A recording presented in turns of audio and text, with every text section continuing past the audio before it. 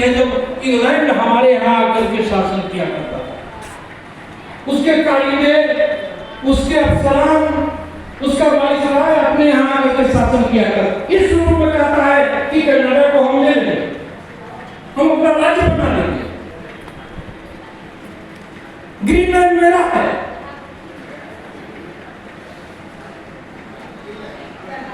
आप हॉर्मुज, कभी पागलपन क्या कहेगा, हॉर्मुज स्ट्रेट जो है कहता है कि दैट इज ट्रम्प स्ट्रेट, अब घुसने की हिम्मत नहीं हो रही। तो सारी दुनिया को, किसी के राष्ट्रपति को आप उसकी संप्रभुता के साथ इस कदर खिलवाड़ कर रहे हैं कि किसी राष्ट्रपति को उसके बेडरूम में घुस करके उसकी पत्नी के साथ आप उठा करके ले जा रहे हैं। तो सारी दुनिया बैठी हुई, साथ बैठी हुई, और अपने देश की संप्रभुता, हिंदुस्तान की संप्रभुता 100% गिरवी रखी हुई है अमेरिकी साम्राज्यवाद के गोद।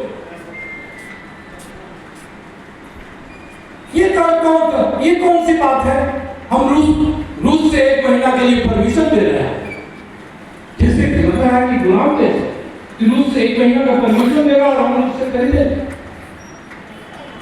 शांति करवा दिए, भारत पाकिस्तान में शांति करवा दिए, युद्ध भी तुम करवाते हो, शांति भी तुम करवाते हो, तुम्ही को नोबेल प्राइज मिल जाए। तो ये साकी ने सही कहा कि अमेरिकी साम्राज्यवाद का पंजा जो है अभी आतंककारी रूप में पूरी दुनिया पर फैलता जा रहा है। और ये लड़ाई जो है केवल ईरान की 47 वर्षों से इस देश पर प्रतिबंध लगा, ईरान पर 47 वर्षों से प्रतिबंध लगा हुआ है साथियों। सारी हर तरह का इकोनॉमिक प्रतिबंध, आप डील नहीं कर सकते हैं, उसके सामान को नहीं खरीद सकते हैं रूस पर और इस पर, खासकर अमेरिकी साम्राज्यवाद का। तो रूस तो ताकतवर देश रहा है, उसकी बुनियाद जो समाजवाद में मजबूत भी है, वो ढाते भी आज लड़ने की ताकत रखता है, चीन लड़ने की ताकत रखता है। लेकिन दुनिया की जो अभी वस्तु स्थिति है उसमें दूसरा पक्ष जो है वह तकनीकी रूप से अमेरिका से उन्नत हो चुका है। संघर्ष संसाधनों पर कब्जे का इसी का है कि तेल पर कब्जा किसका होगा, लिथियम पर कब्जा किसका होगा, इस पर एकाधिकार कैसा रहेगा, क्योंकि आगे आने वाली तकनीक आपकी लिथियम आधारित और बहुत सारे अन्य जो रियर अर्थ ये हैं खनिज हैं, उन खनिजों पर कब्जे का ये ऊर्जा का एक संसाधन आप देख रहे हैं कि 1 महीने के युद्ध में पूरी दुनिया चरमरा गई है।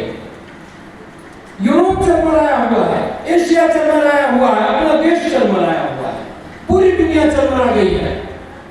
और उस चरमराहट ने आपके यहाँ के आंदोलनों को बढ़ावा दिया है। तो ये अंतर्विरोध ऐसे हैं जो आपके यहाँ के आंदोलनों को भी, अब 4,500 रुपया किलो में अगर गैस मिलने लगेगा और किसी को 10,000 रुपए की मजदूरी है, तो आप समझ लीजिए कि वहां तो जीना मुश्किल हो जाएगा और लोग उठकर सड़क पर आएंगे।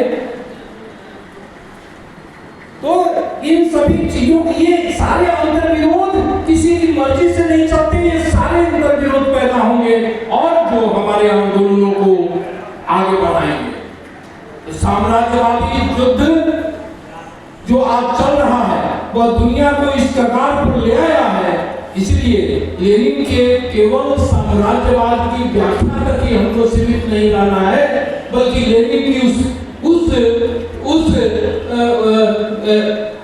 उस कंक्लूजन तक हमको जाना है जिसमें कि वो साम्राज्यवाद की व्याख्या करते हुए विश्व की स्थिति में वो कहते हैं कि यह समाजवादी क्रांति सर्वहारा क्रांति का भी युग है, क्योंकि समाज में उस तरह के अंतर्विरोध पैदा हो गए हैं।